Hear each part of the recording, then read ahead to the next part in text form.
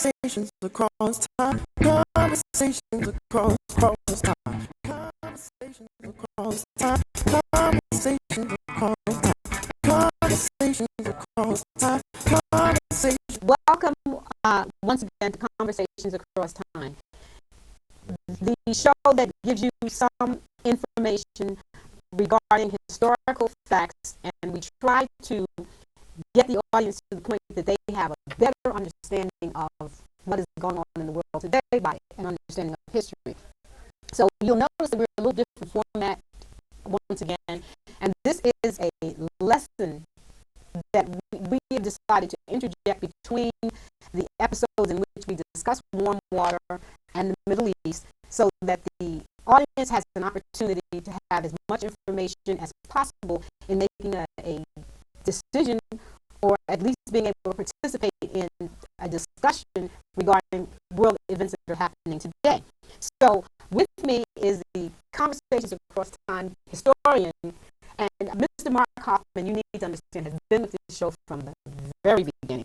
He is a retired history teacher, and the amount of energy that he brings to this entire project is something that we've come to rely on, and we want you to have. So you're meeting Mark Hoffman in your own personality today. Yeah, you're not Dostoevsky. You're not Karl Marx. You are or Pope Clement. You are here as you. Yeah. You want to give the audience some understanding of where we are, because when we left last week, we were having a conversation about a particular statement. Sure. Well, let's show at the very conclusion, Vivian was talking about John Foster Dulles and how he came to be Secretary of State, and I kind of mentioned that he was part of the Republican establishment, and that the party wanted him there so that he could follow the policy, strong anti-communism, contain communism, and we left off talking about John Foster Dulles, and I think if Vivian has a little more to say about him and his brother Alan, who was director of the CIA, and we'll talk about how he influenced what is happening in Syria and some other parts of the Middle East. Okay. One of the things I want you to know about the Dulles brothers is that they were both subscribers to a term called liberal internationalism. And I'm going to give you the definition so that you'll be able to follow. Liberal internationalism is simply the belief that trouble in the world comes from misunderstandings among the ruling elites, not from social or political injustices, and commerce will reduce or eliminate this trouble. Now, if you were to take that definition and apply it to what you're hearing now from some candidates that are now running for office, it's right out of the John Foster Dulles and Alan Dulles playbook, that the idea is for free trade, because business leaders will do what's best for the world because they know what's best for the world, and there's no such thing as social injustice. It's really think Donald Trump. There you have it. Think Donald Trump. So, some history on John Foster Dulles. John Foster Dulles was, along with the influential publisher Henry Luce, John Foster Dulles helped spread the Red Scare hysteria in the United States after World War II. I'm sure that many of you know that there was a very dark period in the history of this country, right after World War II, when innocent people were treated as criminals. Communism was just, the Red Scare. I mean, that's essentially what happened, is that neighbors turned on each other, friends turned on each other, relatives turned on each other. If you were someone who thought that there was political injustice, and you need to understand that during the 1930s, there was a labor movement in this country, and many people were members of the Communist Party. And the Communist Party's attraction had to do with working conditions and the fact that there was this great divide between the workers and the people who owned the capitalists. And so communism would be attractive. There was a depression going on. It just makes sense that a lot of thinking people would look at this political scheme team and say, well, capitalism is not working for the majority of the population. So they were members of the Communist Party. Did they intend to overthrow the government of the United States? Never. That was never. But the Red Scare was something that if you were accused of being a pinko, and I think Mark, you and I were talking about Yeah, this. we were. In fact, when I was hired by the Philadelphia School District in 1964, I had to sign a loyalty oath. And the loyalty oath said, I am now or never have been a member of the Communist Party. And you had to sign that In order to be be employed. employed, yes. So that was, and the Red Scare had already started to go down a little bit. It wasn't over yet, but I still had to sign that loyalty oath. And so many people were involved and mistreated by the United States government. I mean, that's another show altogether, but we would talk about the hearings of the House Un-American Activities Committee and some of the things that they did, and they actually terrorized this country, terrorized Hollywood. There is a film that's out, and it may be on DVD by the time that you see this show. But I want you to, if you can, watch the movie Trumbo, because it gives a very interesting perspective in terms of what was happening and the hysteria that was happening in this country, and a lot of those people that you feel that were legends and movie heroes were some very despicable people. Vivian, that's a very good point, because the paranoia here led to decisions in foreign policy Yes. that perhaps we're still paying for today. Yes. And minus the paranoia, we might have made more sane, using that word in quotes, decisions, and we would not be in some of the situations we are today. So that's a very good point. You can't divorce what's going on inside the country from the foreign policy. So that's a very good point. I mean, in fact, let me give you a definition by someone that I respect. Red Scare was a nationwide anti-radical hysteria provoked by a mounting fear and anxiety that a Bolshevik revolution in America was imminent. A revolution that would change church, home, marriage, civility, and the American way of life. I wish I'd said those words, but those words were said by Murray B. Levin, who was a political scientist and a former member of the Communist Party, because, as I said earlier, lots of people were.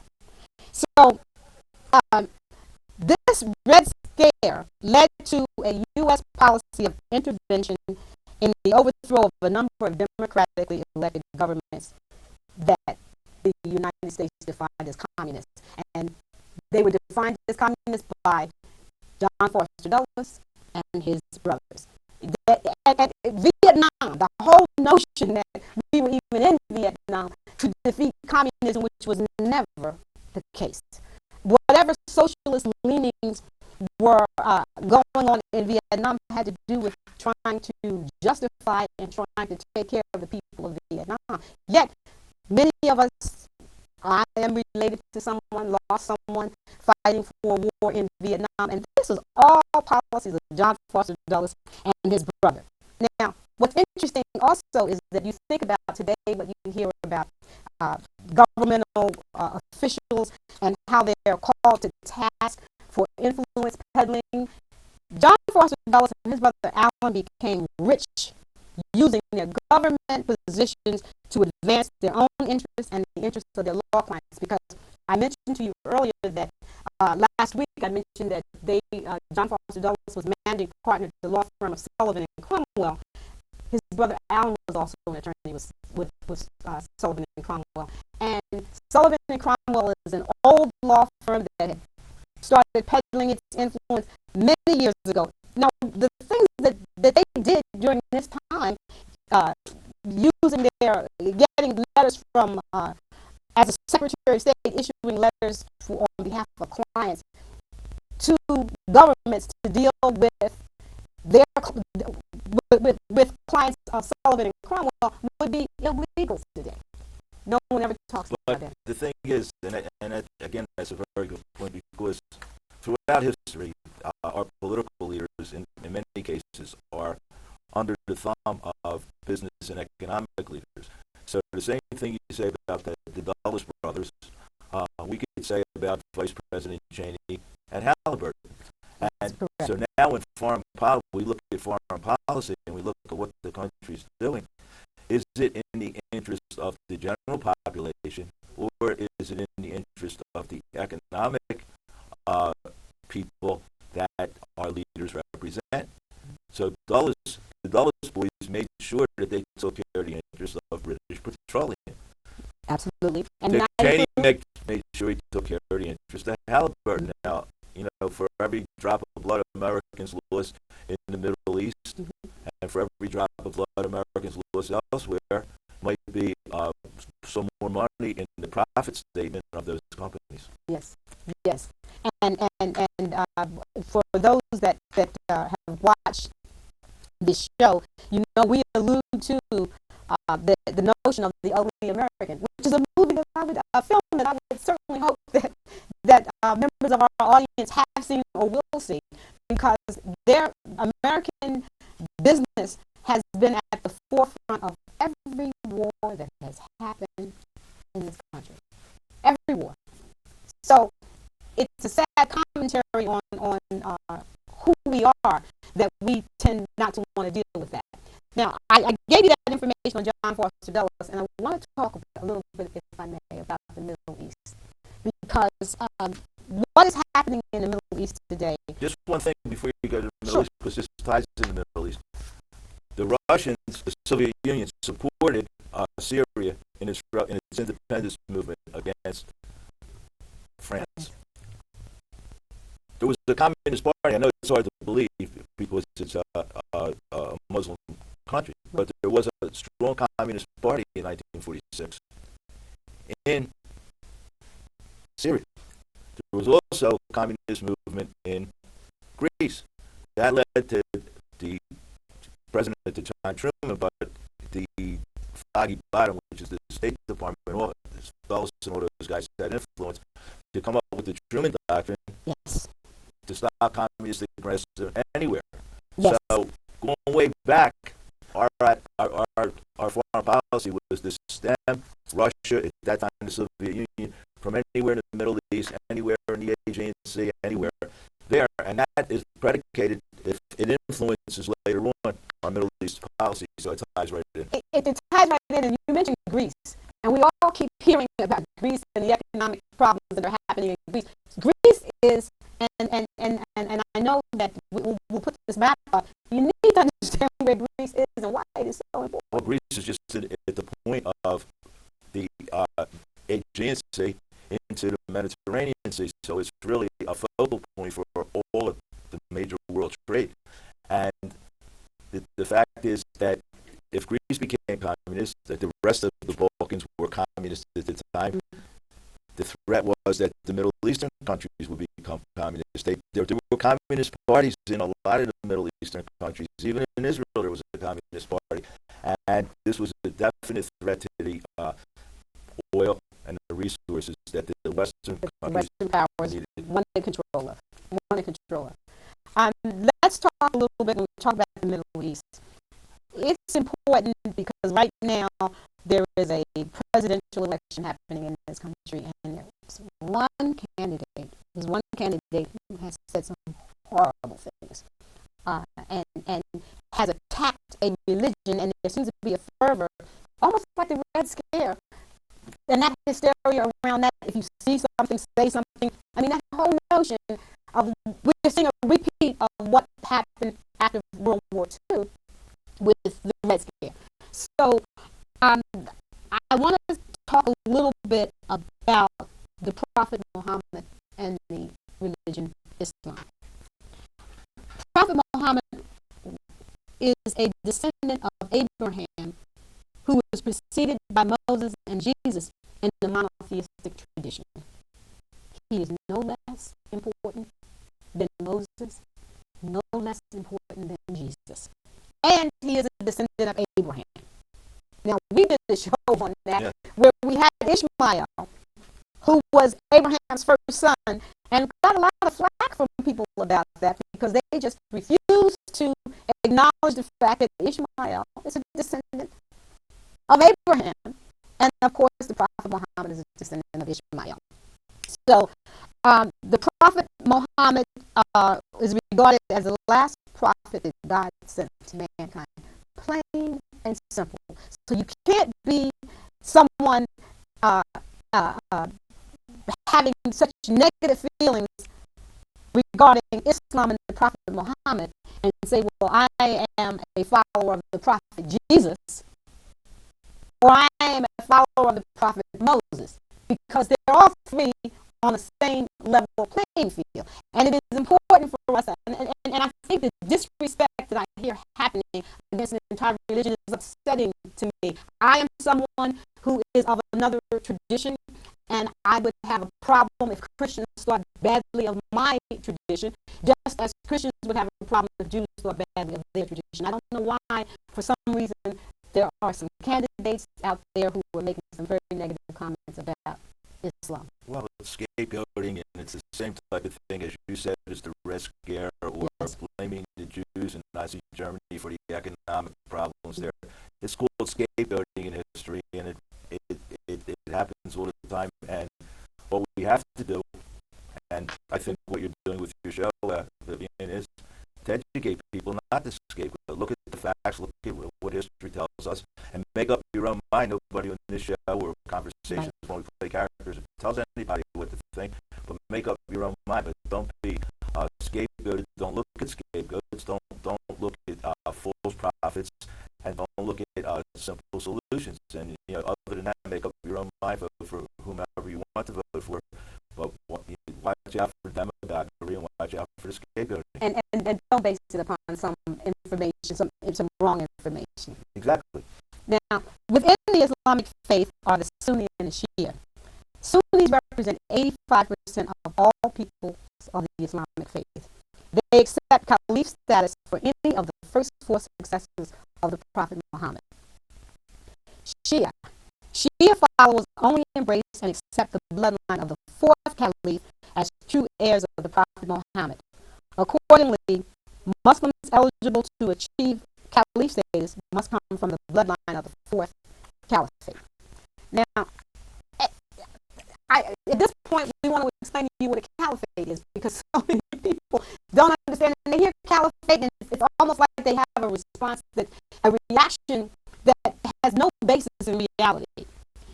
In order for there to be, first of all, caliphate is a form of Islamic government.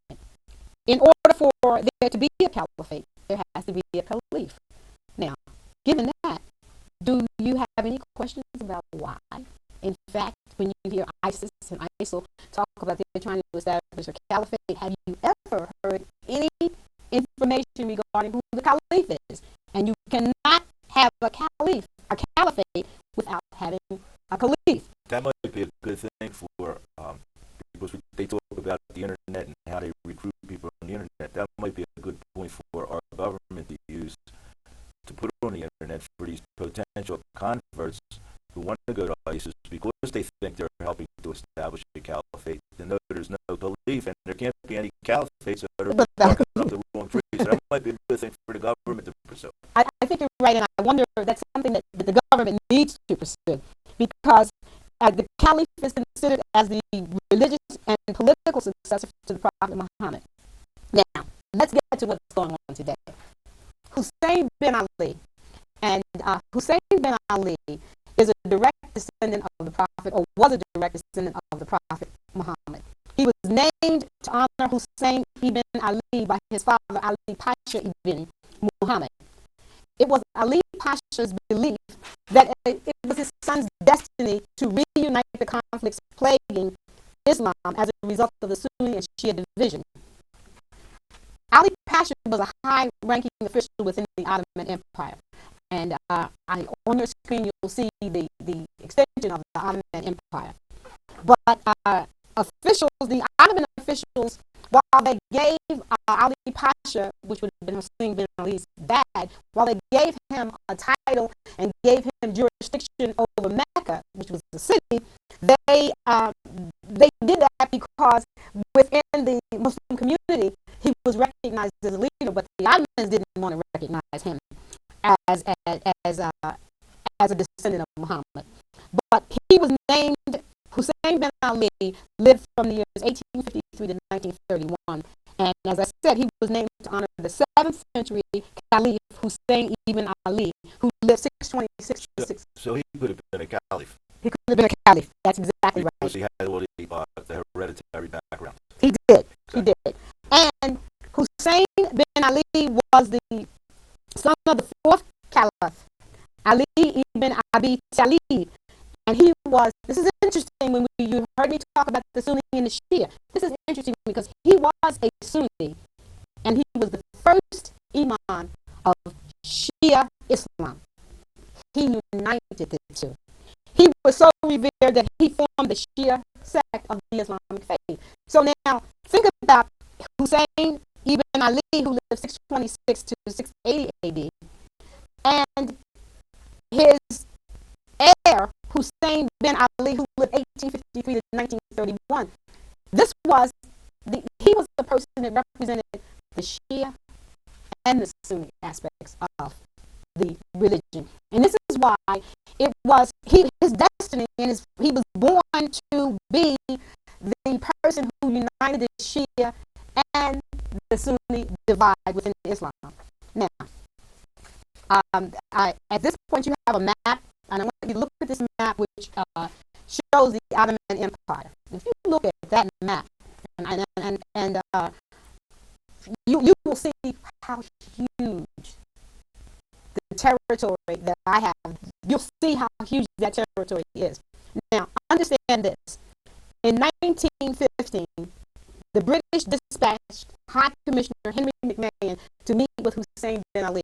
Hussein bin Ali at the time was the Sharif of Mecca. Remember, he represented the embodiment of Sunni and Shia.